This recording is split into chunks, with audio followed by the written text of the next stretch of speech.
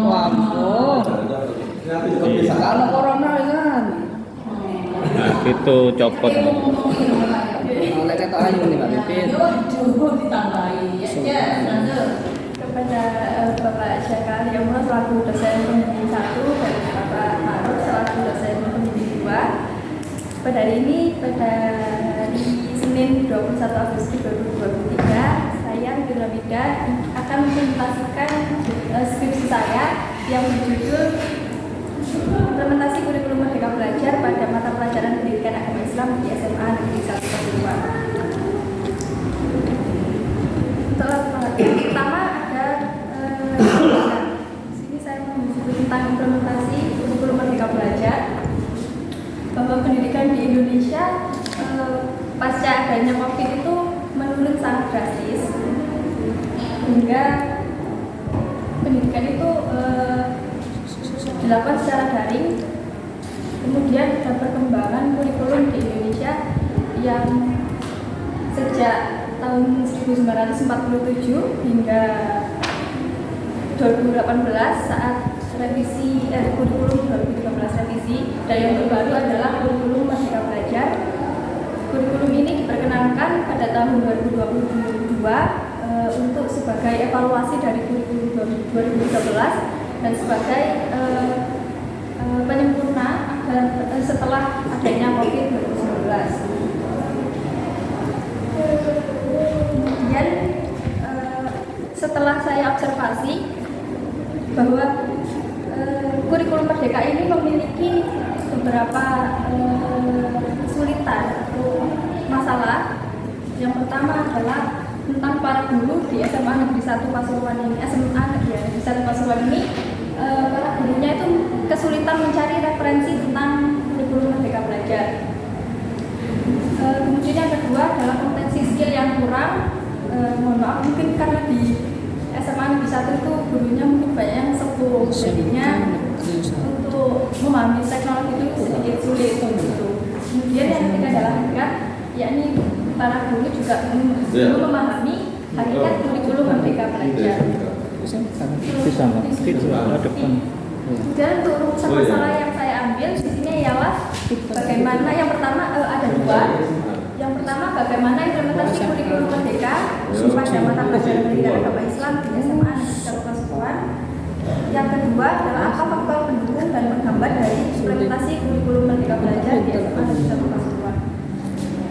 Dan selanjutnya ialah tujuan dari penelitian yang saya lakukan sesuai dengan rumusan masalah tadi, yakni mendiskusikan tentang implementasi kurikulum dan faktor pendukung dan penghambat dari kurikulum Merdeka Belajar.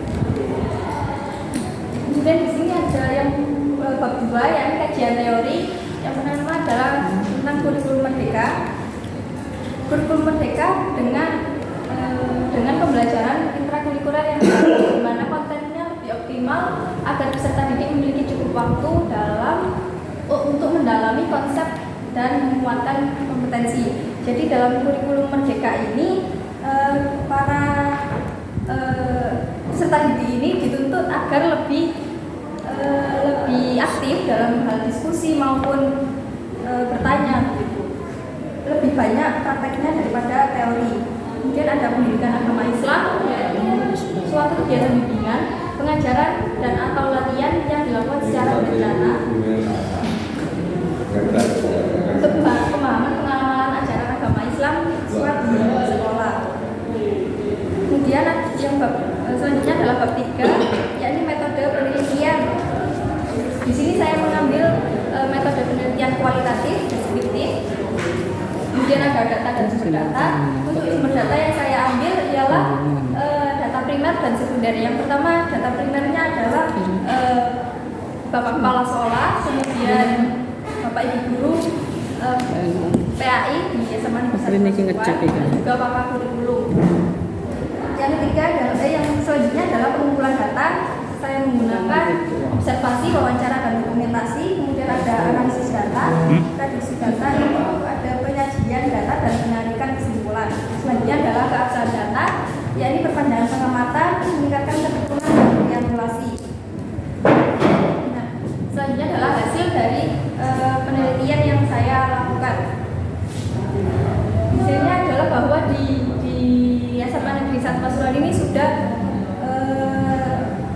sesuai dengan teori dari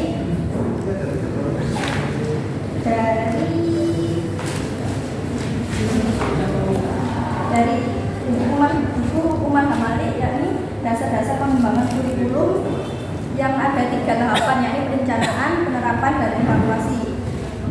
Untuk perencanaan di SMA Negeri 1 Pasuruan ini, guru PAI-nya sudah membuat ATP, alur tujuan pembelajaran. Jadi kan tidak ada ATP seperti itu. Dan untuk penerapannya juga ada 2, yakni teori dan praktek. Prakteknya ialah P5. P5 ini lebih ke proyek dan sudah ada 2 tema proyek yang dilakukan di SMA Negeri 1 Pasuruan. Kemudian ada evaluasi. Nah, untuk evaluasi ini di SMA Negeri 1 Pasuruan ini tidak ada, memang kalau untuk kurikulum merdeka itu tidak ada KKM. Jadi tidak ada pedoman nilai bahwa siswa ini lulus atau tidaknya itu dari KKM. Kemudian ada faktor pendukung, yakni kesiapan guru, motivasi siswa, dan sarana-prasarana. Kemudian ada faktor penghambat, yakni kurangnya pengetahuan dan modul ajar yang kurang jelas. Kemudian untuk kesimpulannya, ada 2 juga, implementasi kurikulum Merdeka Belajar yang dilakukan oleh guru PAI di SMA Negeri 1 Pasuruan sudah berjalan dengan baik dan sesuai dengan teori dari Umar Hamalik bahwa ada 3 tahapan, yakni perencanaan, kemudian penerapan, dan evaluasi. Kemudian yang selanjutnya ada faktor pendukung dan menghambat dari pelaksanaan kurikulum belajar. Kemudian ada saran penelitian yang telah meneliti atau melaksanakan bukan sebaik-baik penelitian sehingga masih banyak kekurangan, dan oleh karena itu bagi peneliti lain yang dapat melakukan kajian yang lebih mendalam dan komprehensif tentang implementasi kurikulum Merdeka Belajar pada mata pelajaran pendidikan agama Islam.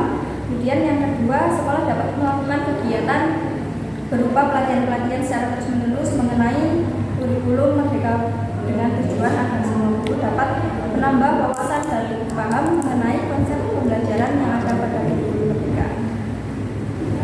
Sekian, terima kasih. Itu saja yang dapat saya